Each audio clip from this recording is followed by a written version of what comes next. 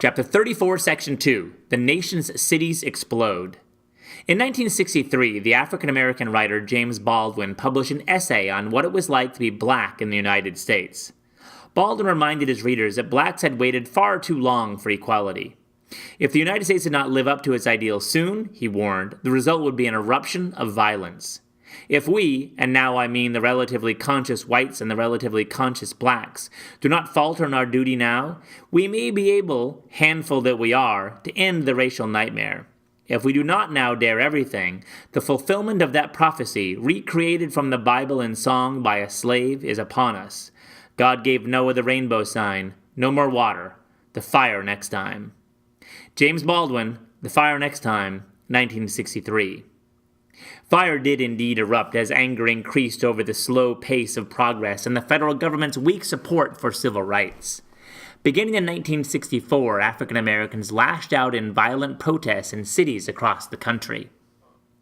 From Watts to Newark, riots in the streets. By the 1960s, almost 70% of African Americans lived in large cities. Urban blacks were often concentrated in ethnic ghettos. A ghetto is a part of a city where people belonging to a single ethnic group live. Sometimes people live in an ethnic ghetto because they want to be among people who share their culture. But often people live in such neighborhoods because social and economic conditions prevent them from moving elsewhere. This was true for African Americans. Because of job discrimination, many could not afford to live anywhere else. Even those with good jobs found it almost impossible to buy houses in white neighborhoods. In August 1965, a race riot exploded in Watts, an African-American ghetto in Los Angeles. The immediate cause of the riot was a charge of police brutality. The more long-term cause was African Americans' festering frustrations about poverty, prejudice, and police mistreatment. The Watts riots lasted for 6 long days. During that time, 34 people died, almost 900 were injured, and nearly 4,000 were arrested. Rioters burned and looted whole neighborhoods, causing $45 million of property damage. The rioting did not end until 14,000 members of the National Guard were sent to Watts to restore order. Over the next few years, riots erupted in other cities as well. In 1967 alone, more than 100 cities experienced violent protests. In Detroit, Michigan, 43 people died and more than 1,000 were wounded in an urban upheaval. Eventually, the army quelled the riots by sending in tanks and soldiers with machine guns.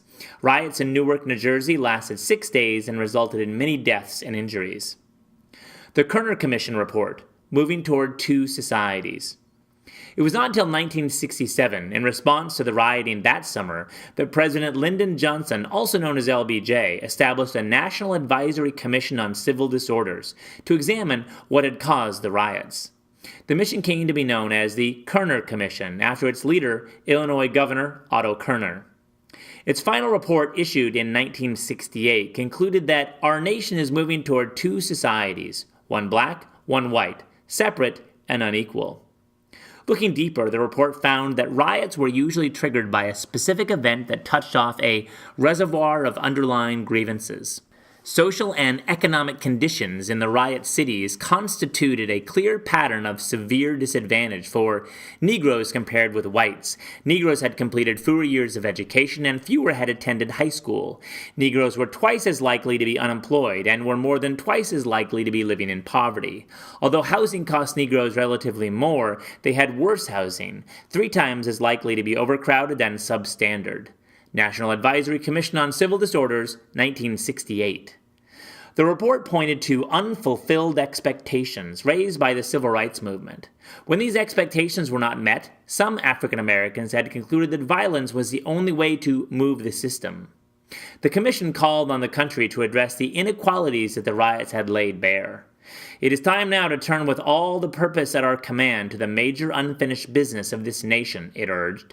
It is time to make good the promises of American democracy to all citizens, urban and rural, white and black, Spanish surname, American Indian, and every minority group.